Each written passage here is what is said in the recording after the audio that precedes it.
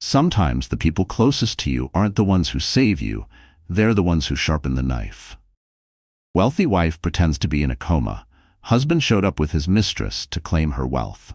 Today's story is about Rachel Donovan, a self-made entrepreneur who built a luxury yacht rental business from scratch.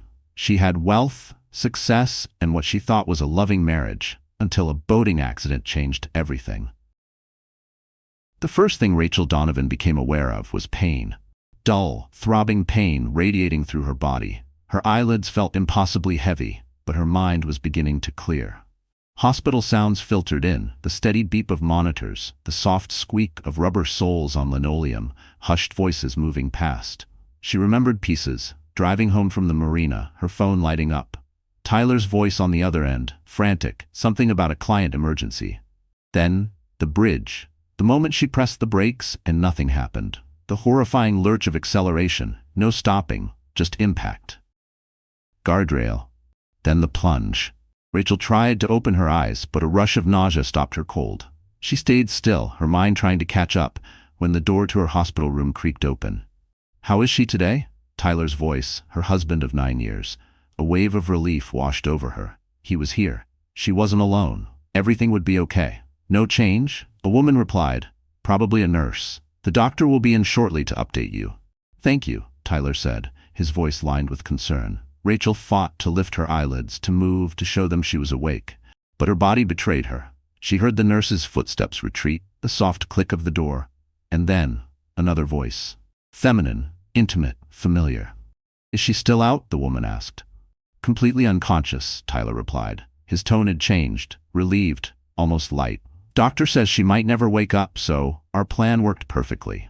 Rachel's pulse quickened. Her mind froze, a soft giggle. That voice. Sabrina, her assistant of 4 years. "The brake failure worked better than we expected," Tyler said, now cheerful. "Now we just wait for nature to take its course." There was the sound of movement, then a kiss. "You're brilliant, Tyler," Sabrina murmured. "I knew you could pull it off." The heart monitor beside Rachel beeped just a little faster. Slightly faster. She forced herself to breathe slowly, evenly, terrified they would notice she was conscious. "Careful," Tyler whispered. "Even like this, she's still causing trouble." "How long do we have to wait?" Sabrina asked, impatience clear in her tone. "Not long. I've already spoken to her lawyers. With her in this condition, as her husband, I get control of everything. The yachts, the waterfront properties, her accounts, all of it." "And once you have control?" Sabrina pressed. "Then we have a tragic conversation with the doctors about quality of life and her wishes not to be kept alive by machines." Tyler's voice was cold. Calculating. Rachel was always very clear about that, wasn't she? Lucky to have such an attentive husband who remembered her wishes. They laughed together, the sound piercing Rachel's heart like a physical blow. "I still can't believe how easy it was," Sabrina said, moving around the room. Rachel could hear her heels clicking on the floor. "A call about an emergency at the marina. We're rushing to that old bridge where no one would see anything. The mechanic I paid did excellent work. The brake line cut just enough to fail when she needed it most. And with her SUV at the bottom of that ravine, no one's going to look too closely at a simple mechanical failure." Rachel felt sick. The accident wasn't an accident at all. Her husband had tried to kill her, was still trying to kill her, and her own assistant was his accomplice. "Do you think anyone suspects anything?" Sabrina asked. "Who would? Everyone knows we were the perfect couple." Tyler laughed bitterly. "Only you and I know what a cold, controlling witch she really was. Always working, always expanding the business, treating me like I was just another employee instead of her husband. Well, soon you'll have all her money without having to deal with her anymore." "And I'll finally get what I deserve," Sabrina said, after watching her parade around like she was so special. Rachel heard the sound of a drawer opening. "Looking for these?" Tyler asked. "Her diamond earrings," Sabrina squealed softly. "The ones she never let me borrow. Do you mind if I—" "They're yours now, baby. Everything of hers is ours now." Rachel felt a presence close to her bed, could smell Sabrina's distinctive perfume. "I've always known I'd look better in these anyway," Sabrina said, presumably admiring herself in a mirror. In that moment, Rachel made a decision that would change everything. She would not open her eyes. She would not let them know she was conscious. She would pretend to be in a coma until she could figure out how to protect herself. Because if Tyler discovered she was awake, he would surely find another way to finish what he'd started. The next day, Rachel heard the door open and close. She kept her breathing even, her body still. "Good morning, Mrs. Donovan. I'm Dr. Hamid. I'll just be checking your vitals." Rachel felt gentle hands checking the monitors, adjusting something on her arm. She heard the doctor making notes, his pen scratching on paper. He was alone. This might be her only chance. Slowly, carefully, Rachel opened her eyes just a crack. The light was blinding after so long in darkness. "Mrs. Donovan," the doctor gasped, leaning closer. Rachel opened her eyes fully, looking directly at the startled doctor. She raised a trembling finger to her lips. "Please," she whispered, her voice rough from disuse. "Don't tell anyone I'm awake." Dr. Hamid stared at her in shock. "Mrs. Donovan, this is wonderful news. Your husband will be—" "No," Rachel rasped urgently, grabbing his wrist with surprising strength. "My husband, he did this to me. He and my assistant. They tried to kill me. I heard them talking." Dr. Hamid's expression changed from joy to concern. "Mrs. Donovan, you've been through a traumatic experience. Sometimes patients experience confusion or the brake lines," Rachel insisted. "He paid someone to cut my brake lines. They're waiting for me to die so they can take my money. Please. If he knows you're awake, he'll try again." The doctor studied her face intently. "That's a very serious accusation." "I know," Rachel whispered, "but I heard them. They didn't know I could hear everything. Please, Dr. Hamid, I need time to figure out how to protect myself." Dr. Hamid glanced at the door, then back at Rachel. "If what you're saying is true, you could be in danger." "I know I am," Rachel said, a tear sliding down her cheek. "Will you help me?" After a long moment, Dr. Hamid nodded. "I'll continue to report no change in your condition. But Mrs. Donovan, I can't maintain this deception indefinitely. We need to involve the authorities." "Not yet," Rachel pleaded. "Tyler has connections with the local police. I need evidence first. Please, just give me time." "I'll help you," Dr. Hamid finally agreed. "But only for a short while, and if, at any point, I believe you're in immediate danger, I'll have to act." "Thank you," Rachel whispered, closing her eyes. As they heard footsteps approaching, by the time Tyler entered the room, Rachel appeared completely unconscious again, and Dr. Hamid was calmly checking her chart. "Any changes, doctor?" Tyler asked, his voice perfectly calibrated to sound concerned. "No significant changes, Mr. Donovan," Dr. Hamid replied, and Rachel was amazed at how steady his voice remained. Her condition remained stable, but unchanged. "I see," Tyler said, and Rachel could hear the disappointment he was trying to mask. "How long do you think she'll remain like this?" "It's impossible to say. Brain injuries are unpredictable. Some patients wake up after days, others after months or years. Some, unfortunately, never regain consciousness." "And what are her chances of waking up? I mean," Dr. Hamid paused. "Given the extent of her injuries and the time that's passed without improvement, I would say the chances are increasingly slim. But we don't give up hope, Mr. Donovan." "Of course not," Tyler said smoothly. "I just need to be realistic about her care and what she would want." "I understand. We can discuss options in my office later this week. For now, talk to her. Some patients can hear, even in this state." Rachel could almost feel Tyler stiffen. "They can?" His voice had an edge now. "Some research suggests it's possible, though in Mrs. Donovan's case, given the nature of her brain activity, it's unlikely she's processing much, if anything." "I see," Tyler said, sounding relieved. "Well, I'll keep that in mind." After Dr. Hamid left, Tyler sat beside Rachel's bed. She could feel him watching her, and it took all her willpower to keep her breathing even. Her face relaxed. "Rachel, Rachel, Rachel," he said softly, but there was no affection in his voice. "You always did have to do everything the hard way, didn't you? Couldn't just die quickly in the accident, could you? Always have to be in control." He sighed dramatically. "You know, none of this would have happened if you just appreciated what you had. If you treated me like a husband instead of an accessory." His voice hardened. "Do you know how it feels to be introduced as Rachel Donovan's husband at every event? To have everyone know you're just the trophy husband she picked up before she got rich." Rachel felt his hand take hers, and she fought the urge to pull away. "Well, I guess I should thank you for this, at least," he continued. Your condition has everyone so sympathetic. Poor Tyler, they all say. No one questions me taking over the business decisions. Your empire is already starting to become mine. He placed her hand back on the bed carelessly.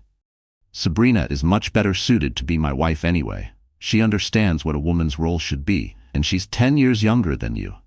Did I ever mention that? Rachel heard him stand up, felt him lean over her. Just between us, he whispered near her ear.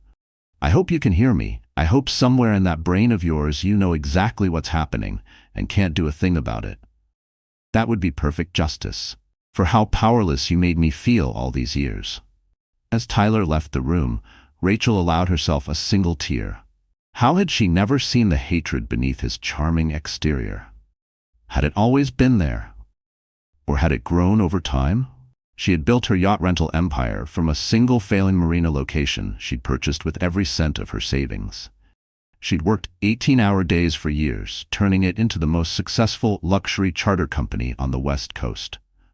Tyler had come into her life when she had just begun to succeed, charming her with his attention and support, or what she had thought was support. Now she understood. He had never been proud of her success. He had been waiting to steal it. Over the next few days, Rachel learned more about her situation than she ever wanted to know. Tyler visited daily, always putting on a show of the devoted husband when staff was present. But the moment he was alone, the mask would drop. He brought Sabrina with him frequently, and they would talk openly about their plans, confident that Rachel couldn't hear them. The transfer of the downtown dock property went through today, Tyler said during one visit. Her signature looks surprisingly good, doesn't it? You've had enough practice, Sabrina laughed.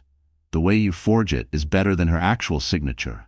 The benefit of watching her sign documents for years, Tyler replied, smugly. The best part is, no one questions it. Why would they? Everyone knows I've been handling things while she's been indisposed. Rachel's mind raced. He was forging her signature, transferring her properties. How many had he already stolen? How much damage had been done? What about the yacht clubs? Sabrina asked. The main one is still tricky. That David guy is being difficult about some of the changes I want to make. The operations manager. I thought you fired him. I did, but he's still causing problems, questioning the authenticity of the paperwork, suggesting we get second opinions on Rachel's condition. He's too loyal to her. Can't you just replace him completely? Not yet. He knows too much about how she ran things. I need to learn more before I can push him out entirely, but soon. Rachel felt a surge of hope. David was questioning things. David was still loyal. She had hired him 5 years ago, recognizing his integrity and intelligence. Maybe he could be an ally. Later that week, Rachel heard Tyler arguing with someone outside her door. I told you you're not authorized to visit her anymore, Tyler was saying angrily.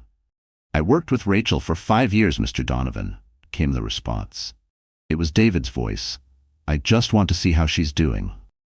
She's exactly the same as she was when you asked last week. Unconscious, unresponsive. The doctors say there's little hope of recovery. Then what's the harm in letting me see her? David pressed. I'm trying to move forward. Tyler said, his voice taking on a wounded tone that Rachel now recognized as completely false. Having her former employees parade through here, it makes it harder to accept what's happening. 10 minutes, David insisted. That's all I'm asking. Fine, Tyler relented after a pause. 10 minutes. But this is the last time, understand? I'm her husband. I decide who visits and who doesn't. The door opened, and Rachel could sense Tyler's irritation as he let David enter. 10 minutes, Tyler repeated. I'll be right outside. The door closed, and Rachel heard David approach her bed. Hey, Rachel, he said softly. It's David. His voice was gentle, so different from how Tyler spoke to her when they were alone. Rachel wished desperately that she could respond, give some sign that she could hear him. Things aren't going well at the company, David continued. Tyler's making changes, big ones, selling properties, firing people you've had for years.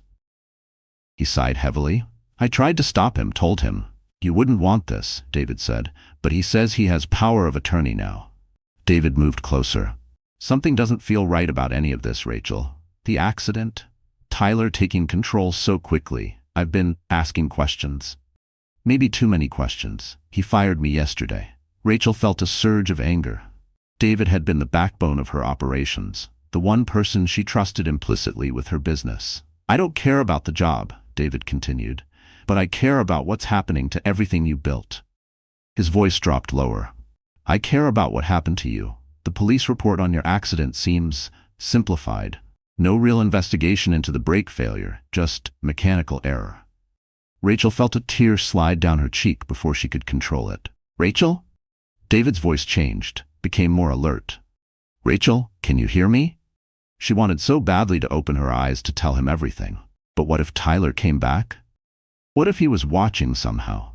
"Your heart rate just increased," David said, and Rachel could hear the growing excitement in his voice.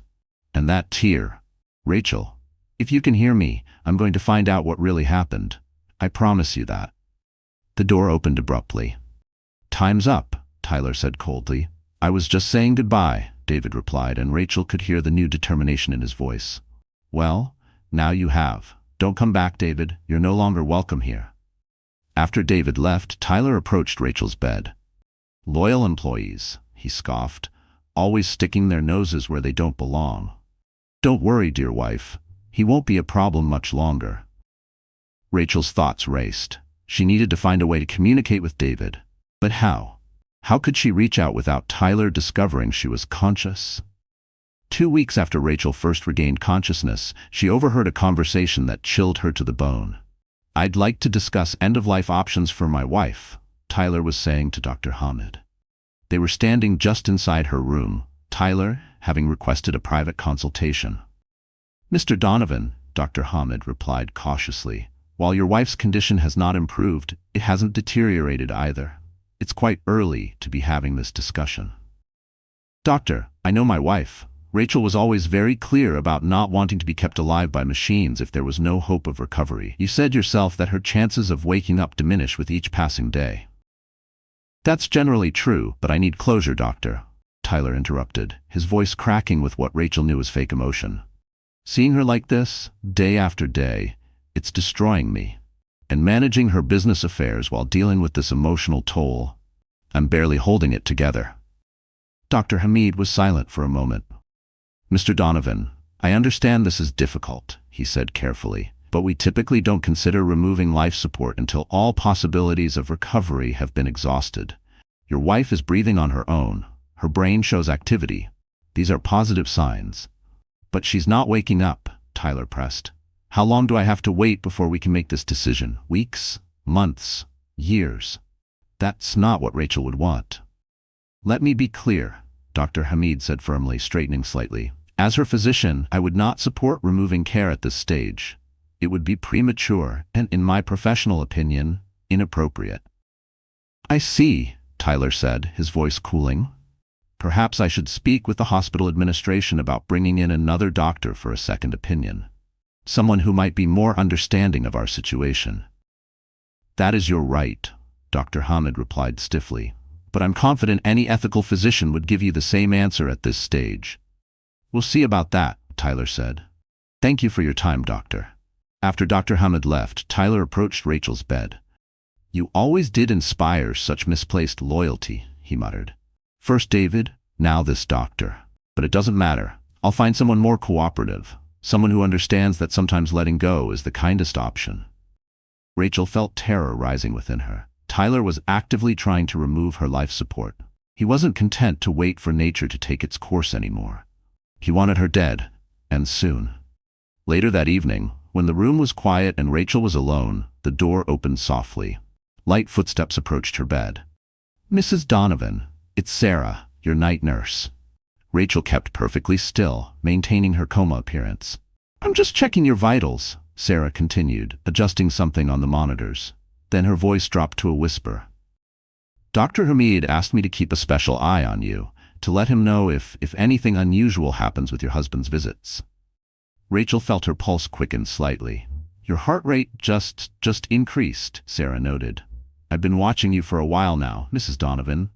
I've noticed things, how your heart rate changes when certain people are in the room, the tear when your manager visited, the tension in your face when your husband is here." Sarah leaned closer. "Mrs. Donovan, if you can hear me, I want you to know, you're not alone. Dr. Hamid has concerns, and so do I. If you can hear me, if you're in there, blink. Rachel hesitated. Could she trust this nurse? What if it was a trap set by Tyler? Your husband isn't here, Sarah reassured her, as if reading her thoughts. It's just you and me. If you can hear me, please, give me some sign. Taking a leap of faith, Rachel slowly opened her eyes. Sarah gasped softly, her eyes widening. You are conscious, she whispered. Please, Rachel rasped, her voice weak from disuse. He can't know. Your husband? Rachel nodded slightly. He did this to me. The accident, he wants me dead. Sarah looked stunned. Dr. Hamid suspected something wasn't right, but this, she whispered. He's trying to get my life support removed, Rachel said urgently. He's stealing everything I own. Please, I need help. I'll tell Dr. Hamid right away, Sarah said. We should contact the police. No, Rachel interrupted. Not yet. Tyler has friends in the department. I need evidence first, proof of what he did. How can I help? Sarah asked without hesitation. Help me stay alive, Rachel pleaded. And help me find a way to communicate with David, my former operations manager. He's already suspicious. He might be able to find evidence of what Tyler's done. Sarah nodded. I can do that. And I have something else that might interest you. There's a man who's been coming by the hospital asking about you. Security keeps turning him away because he's not on your approved visitors list. A man who, he says his name is Max, says he was there when your SUV went off the old cliff road near the marina, that he pulled you out before the vehicle exploded. Your husband has been telling everyone you were rescued by emergency services, but this man insists it was him. Rachel felt a jolt of recognition. She had a vague memory, rough hands pulling her from the wreckage, a bearded face looming over her, telling her to hold on. Find him, Rachel whispered. Please.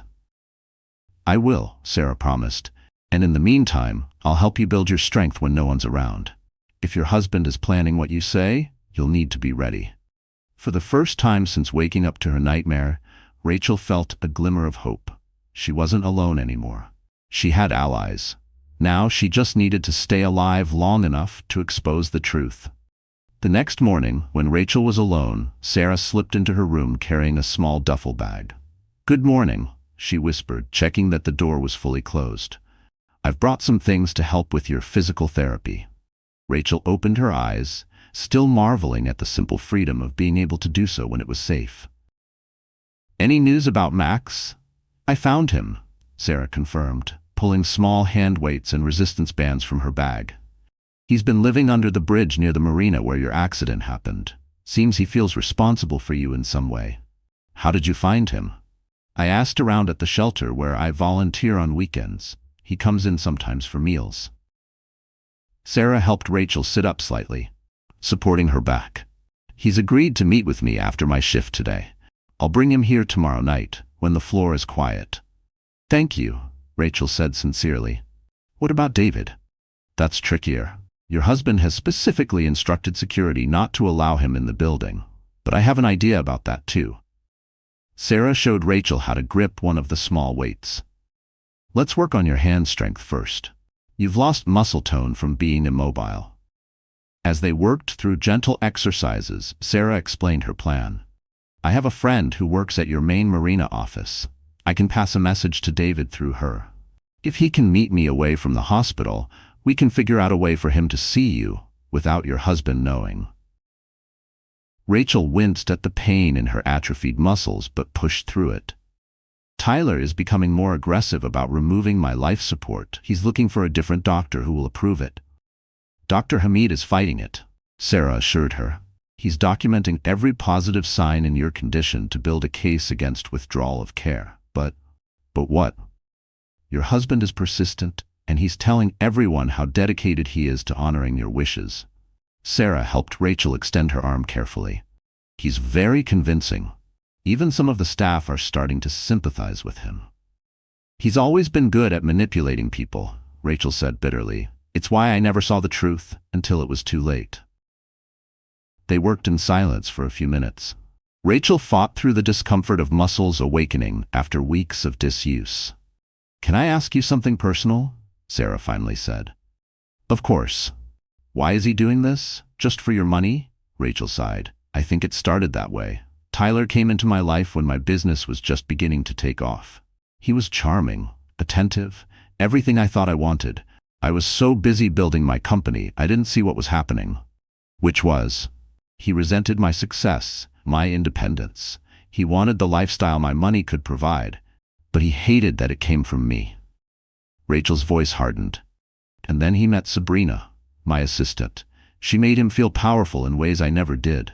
They've been planning this for over a year, from what I've overheard. Sarah shook her head. It's hard to imagine living with someone who could do this. The worst part is I never saw it coming, Rachel said. She let her arm drop, exhausted from the simple exercise. I thought we were happy, or at least content. I knew we'd grown apart, but murder?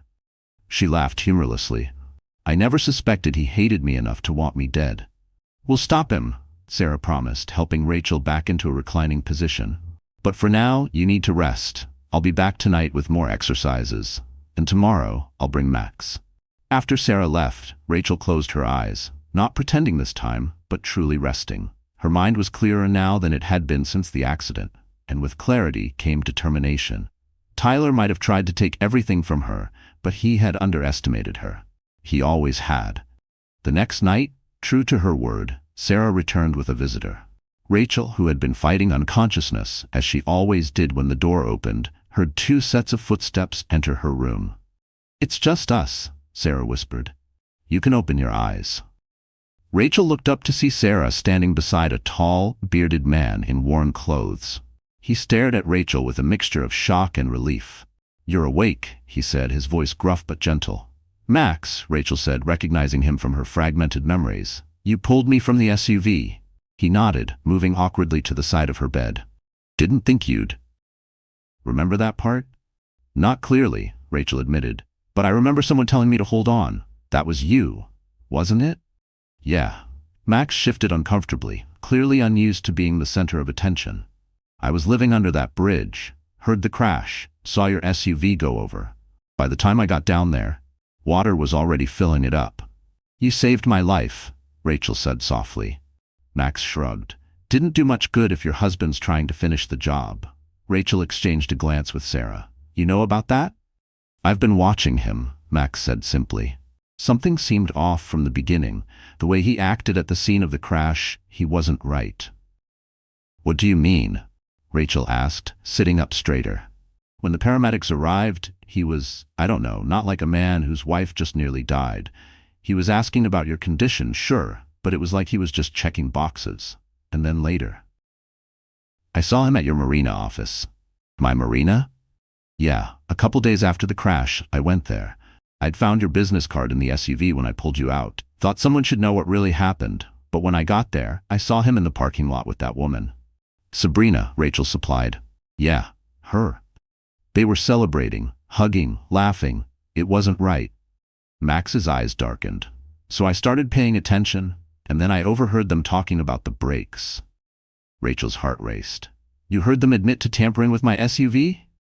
Max nodded. They didn't see me. I was collecting cans from the marina dumpster. They were in the back lot, thought they were alone. The woman, Sabrina, she was worried about the police investigation. Your husband told her not to worry. Said he'd paid the mechanic well to make it look like simple brake failure from wear and tear. Max, Rachel said urgently, would you be willing to tell this to the police? He hesitated. Police and I don't exactly get along, and who would believe me over a rich businessman? They would if we had proof, Sarah interjected. Max, did you happen to see which mechanic they were talking about? Better than that, Max said, reaching into his jacket pocket. I went to the junkyard where they took your SUV. Security's pretty lax there at night. I found these. He pulled out a plastic bag containing what looked like damaged brake line components. The mechanic cut the line most of the way through, but made it look like normal wear, Max explained. These parts still have the tool marks on them. A forensic expert could prove it wasn't accidental failure. Rachel stared at the evidence in amazement. Max, I don't know what to say. Don't say anything yet, he replied, putting the parts away carefully. We still need to catch them admitting what they did. Your word against his isn't enough, and these parts alone won't prove who did the cutting. Sarah touched Rachel's shoulder. I have more news. I got a message to David. He's gonna meet me tomorrow at the coffee shop across the street. I told him it was about you, but I didn't explain everything yet. Good, Rachel said, her mind racing with possibilities. We need to be careful about how much we share and with whom. Tyler's been forging my signature on documents. David might be able to help prove that. There's something else you should know, Sarah said hesitantly. Your husband came by earlier today while you were sleeping. He was with another doctor, a specialist from another hospital. They were discussing your condition, and the new doctor seemed much more amenable to the idea of withdrawing care. Rachel felt cold fear wash over her. How soon? I'm not sure, but from what I overheard, they're talking about making a decision within the week. Then we don't have much time, Rachel said firmly. We need to coordinate our efforts. Sarah, when you meet with David tomorrow, bring him up to speed. But be careful. If Tyler suspects anything, he could accelerate his plans. I'll be careful, Sarah promised. Max, Rachel continued, can you keep those brake components safe? They're our best physical evidence. He nodded. Got them hidden, where no one will find them. Good, and I need to keep building my strength, Rachel said, determination hardening her voice. When the moment comes to confront Tyler, I need to be ready. As they finalized their plans, Rachel felt something she hadn't experienced since before the accident. Purpose. She wasn't just surviving anymore, she was fighting back. And with these unexpected allies at her side, she finally had a chance at justice. The following evening, Sarah returned to Rachel's room, looking energized. I met with David, she said as soon as she'd closed the door. He's been investigating Tyler on his own. He's gathered quite a bit of evidence already. Rachel sat up eagerly. What kind of evidence? Financial records showing Tyler has been systematically transferring your assets to new accounts under his control, forged signatures on legal documents, and he's found a pattern in Tyler's past that you might find interesting. What pattern? Rachel asked as Sarah helped her with her exercises. As she explained, before Tyler met you, he dated two other wealthy women. Both relationships ended when the women suddenly experienced financial problems. One lost her business in what appeared to be a series of bad investments. The other had her identity stolen, resulting in massive debt. You think Tyler was responsible? David is certain of it. He's been tracking down these women. One of them is willing to talk about what happened. Rachel processed this information as she worked on strengthening her legs. So I wasn't his first target, just his most ambitious one. Exactly. But here's the good news. David has contacts in the district attorney's office who aren't connected to Tyler's friends in the local police. He thinks we have enough to start building a case, but we need something definitive. Tyler and Sabrina explicitly discussing their plan. And we need it quickly, Rachel added grimly. Tyler is pushing to have my life support removed within days. Sarah nodded. That's why David brought this. She reached into her pocket and pulled out what looked like a small decorative pin. It's a recording device. We can hide it in your room to capture their conversations when they think no one is listening. Will it work? Rachel asked, examining the tiny device. David says it has excellent audio quality and can record for hours. The challenge is hiding it somewhere Tyler won't notice, but where it can still pick up their voices clearly. They decided to attach the device to the underside of the bedside table, positioning it carefully to capture conversations around Rachel's bed. Now we wait, Sarah said, and hope they say something incriminating enough to use against them. And if they don't? Rachel asked. Sarah's expression grew serious. Then Dr. Hamid and I will have to take official action based on our suspicions. It might not be enough to prove Tyler's guilt, but it should be enough to prevent him from removing your life support while an investigation takes place. The next day, Rachel maintained her coma facade as Tyler arrived, with Sabrina in tow. They seemed particularly animated. Everything's set, Tyler was saying as they entered. I've convinced the hospital ethics committee to meet tomorrow to discuss Rachel's case. The new specialist is fully on board with our perspective. How long after the meeting until they, Sabrina asked. If all goes as planned, they could remove life support as early as the day after tomorrow, Tyler said, sounding pleased with himself. Dr. Hamid is still objecting, of course, but he's being overruled. I've made quite an impression, as the devoted husband making the difficult but loving choice." Sabrina giggled. "You've always been a good actor." "It's almost over, baby," Tyler said, and Rachel could hear the sound of them kissing. "By this time tomorrow, we'll be finalizing the last of the paperwork. I've already transferred most of the major assets. The marinas are next." "What about that manager? David? Is he still causing problems?" "Not for much longer," Tyler said darkly. "I've arranged for some discrepancies to be found in the accounting at the main office. By the time I'm done, he'll be facing embezzlement charges." Rachel felt a surge of anger. Not only was Tyler trying to kill her, he was planning to destroy David's reputation and possibly send him to prison. "You think of everything," Sabrina purred. "That's why I love you." "The accident should have finished her off properly," Tyler said, his voice hardening as he presumably looked at Rachel. "But this way works too. Cleaner, in some ways. No one will question a grieving husband inheriting his wife's fortune after making the painful decision to let her go when there was no hope of recovery." "How much longer do we have to keep visiting her like this?" Sabrina complained. "It's depressing." "Just until it's done. We need to maintain appearances. Besides," Tyler added with a cold laugh, "I rather enjoy these little chats, telling her exactly what we've done, knowing she can't do a thing about it." "You're wicked," Sabrina teased. "You have no idea," Tyler replied. "Now let's go. We have a meeting with the lawyers to finalize the paperwork for the marina transfer. By the time Rachel flatlines, everything will be legally mine." After they left, Rachel waited several minutes to ensure they wouldn't return. Then she opened her eyes. The recording device had captured everything. Now, they had proof of Tyler's intentions, his admission about the accident, and his plan to frame David. It was time to set their own plan in motion. That night, Sarah, David, and Max gathered in Rachel's room for a final strategy session. "The recording is clear," David confirmed after listening to it. "Combined with the brake components Max salvaged and the financial documentation I've gathered, we have a strong case. But we need to move quickly," Sarah added. "The ethics committee meets tomorrow at 10 a.m. If they approve withdrawal of care, Tyler could have Rachel's life support removed as early as the following morning." "So what's the plan?" Max asked, looking between them. Rachel sat up straighter in her bed, stronger now after days of secret physical therapy. "Tyler and Sabrina are coming tomorrow afternoon to meet with the lawyer here at the hospital. They're planning to finalize the paperwork for transferring my marinas." "That's our opportunity," David said with a nod. "I've spoken with Detective Rivera from the district attorney's office. She's been investigating financial crimes and has had Tyler on her radar for some time, though she never had enough evidence to move forward." "She'll be here with officers," Sarah added, "waiting for our signal." Rachel took a deep breath.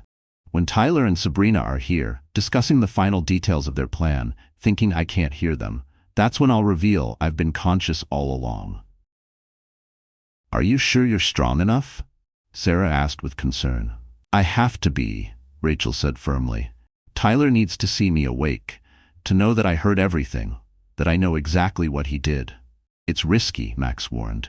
"He might become violent when he realizes you've been faking." "That's why you'll all be nearby," Rachel said, "and why Detective Rivera and her officers will be just outside." They finalized the details of their plan, each person knowing their role. As her allies left to get some rest before the confrontation, Rachel lay back in her bed, her mind racing. Tomorrow would change everything. Either she would reclaim her life and see justice done, or Tyler would find a way to silence her permanently. Either way, the pretense would finally be over. The next morning dawned with a tense energy. Rachel went through her usual routine of pretending to be unconscious during the shift change and morning rounds. Dr. Hamid came in for his examination, speaking to her normally for the benefit of any observers, while slipping her updates in a whispered tone. "The ethics committee is meeting now," he murmured while checking her vitals. "I've presented all the medical evidence against withdrawal of care. But Tyler's new specialist is quite persuasive. And Tyler himself gave quite a performance about honoring your wishes." Rachel squeezed his hand slightly in acknowledgement. "Detective Rivera is in position," Dr. Hamid continued quietly. "She has officers stationed around the floor, dressed as hospital personnel. No one will recognize them. After he left, Rachel focused on controlling her breathing and staying calm. Everything hinged on timing now. Sarah had helped her apply a minimal amount of makeup early that morning, enough to give her some color, but not enough that Tyler would notice. The recording device was in place with a fresh battery to ensure it captured everything. Around noon, Sarah slipped in to give Rachel an update. "The ethics committee approved withdrawal of care," she said grimly. "They've scheduled it for tomorrow morning at 9 a.m. Rachel felt a chill run through her. Then this is our only chance. Tyler and Sabrina are coming at 2 p.m. with the lawyer. David and Max are already in position. Detective Rivera has reviewed all our evidence and is prepared to make arrests based on what she already has. But the recording we get today will seal the case." Sarah helped Rachel sit up and stretch, working through their now familiar routine of exercises designed to prepare her for what was coming. By the time Sarah left to take her position, Rachel felt as ready as she could be. At precisely 2 p.m., Rachel heard Tyler's voice in the hallway, along with Sabrina's and a third voice she didn't recognize. Presumably the lawyer. She settled back into her coma position, eyes closed, breathing even, face relaxed. The door opened, and 3 people entered. "As you can see, counselor, my wife's condition remains unchanged," Tyler was saying, his voice carrying that perfect note of practiced grief. "The ethics committee has approved withdrawal of care for tomorrow morning." "I understand, Mr. Donovan," the lawyer replied. "And you're certain this is what your wife would want?" "Absolutely," Tyler affirmed.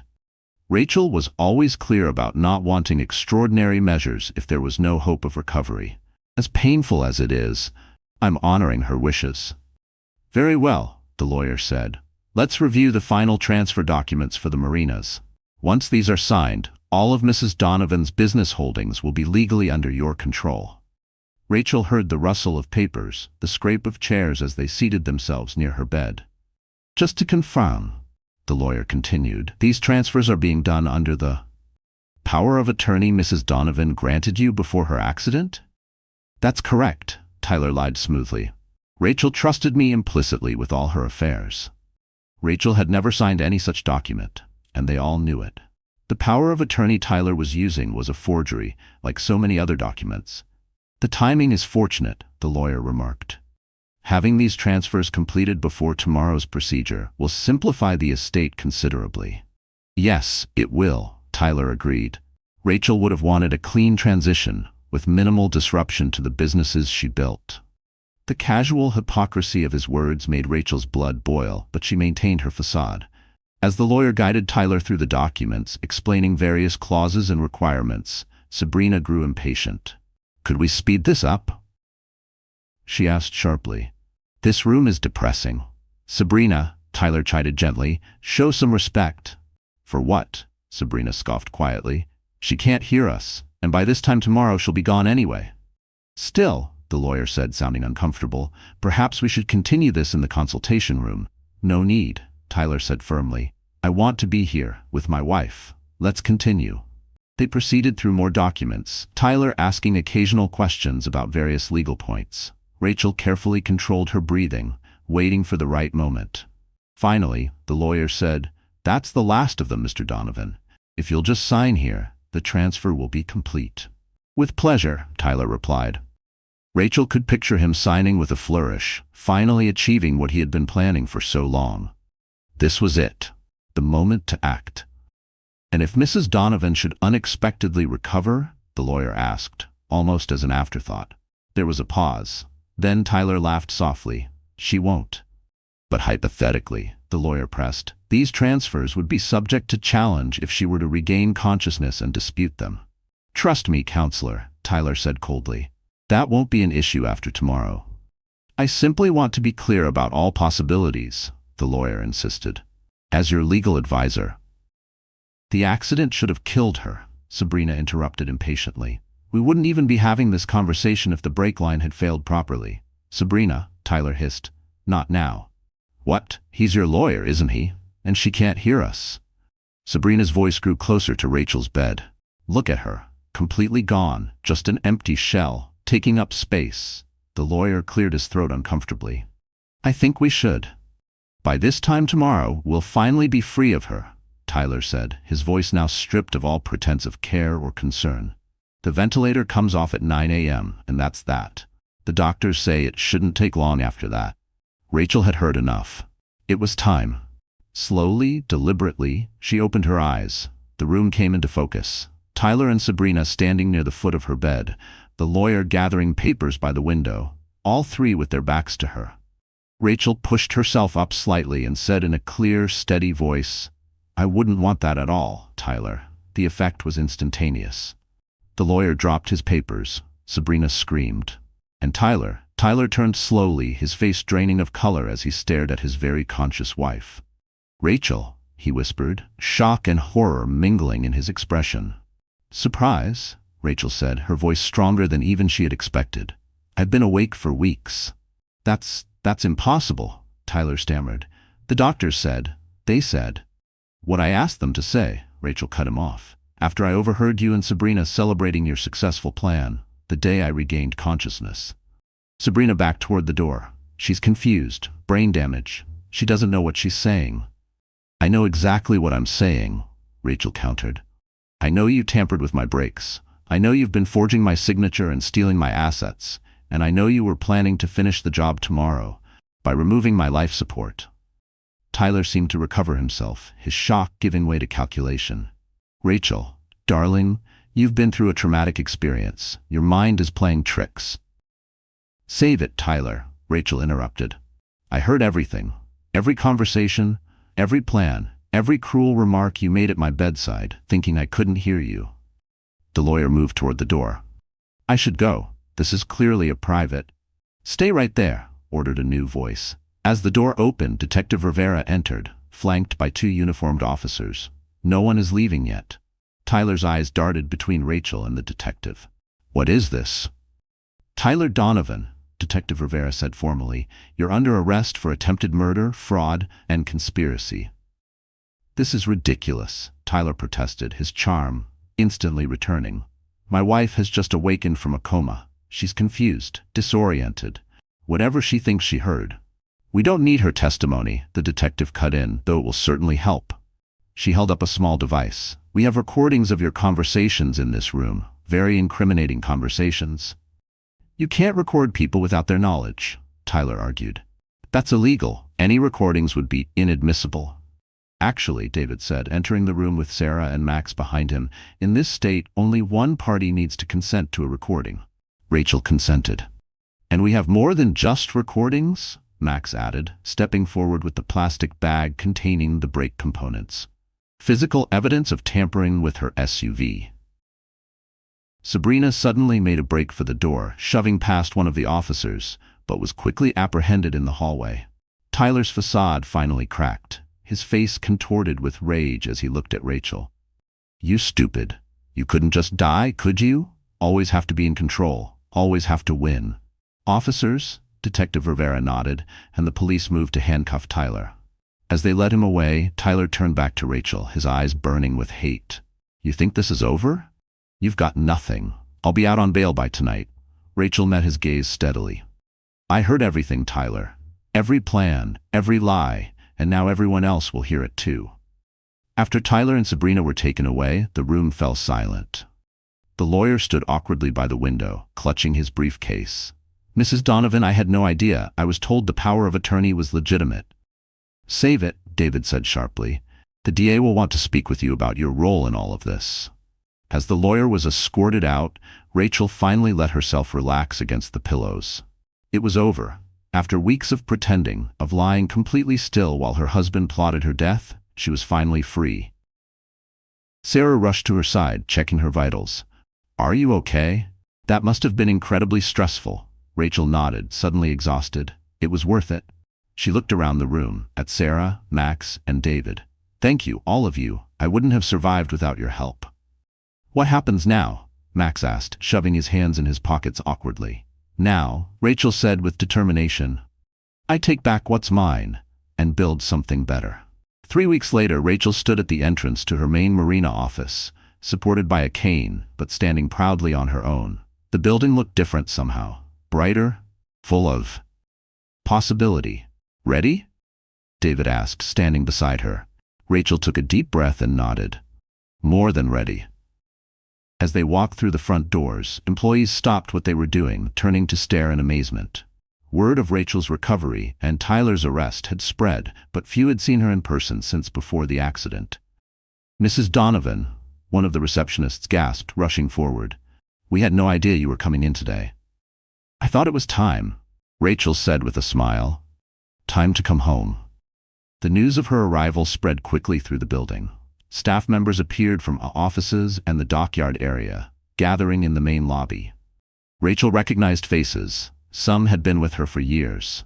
Others were newer, hired during her absence. "I want to thank you all for keeping this place running during my absence," Rachel addressed the group. "I know it hasn't been easy, especially with the confusion of the past few months." An understatement, of course. Tyler had fired loyal employees, hired his own people, and begun dismantling the culture Rachel had carefully built. The damage would take time to repair. "I also want to introduce, or reintroduce for some of you, David Chen," Rachel continued, gesturing to her side. "As you may have heard, David was instrumental in uncovering what really happened during my accident. As of today, he's officially my Chief Operations Officer." Applause broke out, especially from the longtime employees who knew and respected David. "There will be changes in the coming weeks," Rachel continued. "Some necessary restructuring. But I want you all to know that this company is back in my hands, and together we're going to make it stronger than before." After the impromptu meeting, Rachel settled into her office, now cleared of Tyler's belongings, with David to discuss next steps. "The forensic accountants have traced most of the assets Tyler transferred," David reported. "We should be able to recover about 80% of what he took." "That's better than I expected," Rachel admitted. "What about the legal situation?" "The DA is building a strong case. Tyler and Sabrina were both denied bail. The flight risk was too high, and the attempted murder charges are serious. Max's testimony about the brake tampering is crucial," David added, "and the recordings from your hospital room are damning." Rachel nodded, looking out the window at the marina floor. "And what about Max? How's he doing with the new job?" Rachel asked. David smiled. "Surprisingly well. He started in the detail department, but he's shown an aptitude for mechanical work. The service manager wants to move him to oil changes and basic maintenance." "Make sure he gets whatever training he needs," Rachel said. "After what he did for me, finding those brake parts, risking his safety, I owe him a real chance." "Already arranged," David assured her. "And Sarah called. She wanted to know if you're still coming to dinner on Friday." Rachel smiled. During her recovery, she'd grown close to the nurse who had risked her job to help expose Tyler's plan. Their friendship had been unexpected but valuable, one of the few positive outcomes of the whole ordeal. "Tell her I wouldn't miss it," Rachel replied. "Now, let's talk about that foundation idea I mentioned." Over the next month, Rachel gradually reclaimed her life. The physical recovery was challenging. Her body had weakened during her hospital stay, despite Sarah's secret physical therapy sessions, but her determination never wavered. The legal proceedings moved forward. Tyler and Sabrina were charged with attempted murder, fraud, forgery, and conspiracy. The evidence against them was overwhelming. The brake components with clear signs of tampering, the recordings of their conversations, bank records showing the fraudulent transfers, and testimony from the mechanic Tyler had paid to sabotage Rachel's SUV. The mechanic, facing his own charges, had agreed to testify against Tyler in exchange for leniency. His detailed account of how Tyler had approached him, what he'd been paid, and exactly what he'd done to ensure the brakes would fail at high pressure sealed the case. 6 months after Rachel had first opened her eyes and heard her husband plotting her death, she hosted a small gathering at her home, not the mansion she had shared with Tyler, but a new place. Modern and open, with none of the painful memories of her old life. Sarah arrived first, bringing a bottle of wine and a warm hug. "You look amazing," she said, stepping back to admire Rachel's recovery. "The cane is gone?" "As of last week," Rachel smiled, "and the confirmed physical therapy finally paid off." David and his wife arrived next, followed by Max, almost unrecognizable in clean clothes, his beard neatly trimmed, his face healthier after months of regular meals and stable housing. The place looks great, Max said awkwardly, clearly still uncomfortable in social situations, but making an effort. Thank you, Rachel replied warmly. How's the new apartment? Still getting used to having 4 walls and a roof, Max admitted with a small smile. But it's good. Really good. Rachel led them to the patio overlooking the city lights. As they settled into comfortable chairs, she felt a sense of peace she hadn't experienced in a long time. I have news, she announced once they all had drinks in hand. The Rachel Donovan Foundation is officially up and running. Our first initiative will be a partnership with the downtown shelter to provide job training and transitional housing for homeless individuals. That's wonderful, Sarah said, squeezing Rachel's hand. I know that's been a dream of yours since the hospital. It has, Rachel acknowledged. And I have more news. The jury returned a verdict today in Tyler and Sabrina's trial. The group fell silent, waiting. Guilty on all counts, Rachel said simply. Tyler will serve a minimum of 25 years. Sabrina got 15. A collective sigh of relief passed through the group. Justice had been served. To new beginnings, David proposed, raising his glass. And to unexpected friendships, Rachel added, looking around at the unlikely allies who had become her closest friends. Without you, I wouldn't be here. You didn't just save my life. You helped me build a better one. As the evening continued, Rachel found herself stepping away for a moment of solitude. Standing at the edge of her patio, looking out at the city lights, she reflected on how completely her life had changed. She had lost her marriage, discovered terrible betrayal, and faced death. But in the process, she had found something far more valuable. People who stood by her, not for what she could give them, but for who she truly was. Sarah joined her by the railing. Penny for your thoughts? Rachel smiled. I was just thinking about how strangely life works. Tyler thought he was taking everything from me, my business, my wealth, my life. But in trying to destroy me, he actually gave me something priceless. What's that? Sarah asked. Clarity, Rachel replied. About what matters, who matters. She glanced at Sarah, their eyes meeting with unspoken understanding. The friendship that had begun in that hospital room had grown into something deeper, more meaningful than either had expected. I'd go through it all again, Rachel said softly, if it meant ending up right here. The next morning, Rachel drove herself to the hospital for one final checkup. As she walked through the corridors where she had once been confined, she felt a strange sense of gratitude. This place had been her prison, but also where she had found the strength to fight back. Dr. Hammad greeted her with a warm smile. Mrs. Donovan, it's good to see you up and about. How are you feeling? Better than I have in years, Rachel replied truthfully. And please call me Rachel. After a thorough examination, Dr. Hammad declared her fully recovered.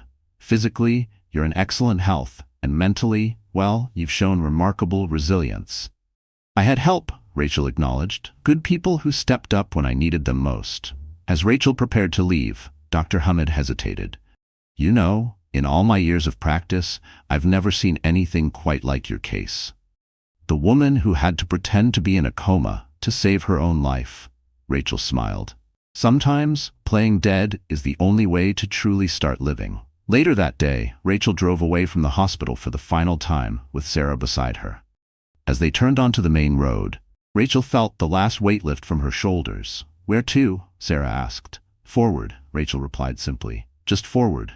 Dear friend, life doesn't always shout before it strikes. Sometimes it whispers, softly breaking what we thought was unshakable. Like Rachel, many of us won't see betrayal coming. And when it hits, it doesn't just wound, it rewrites everything we thought we knew about love, trust, and safety. But here's what the Stoics taught us, and what Rachel's story proves. We may not control what happens to us, but we always control what we do next. True strength isn't loud. It's quiet. It's that voice inside you that says, not yet. Hold on. Just a little longer. It's the stillness beneath the chaos.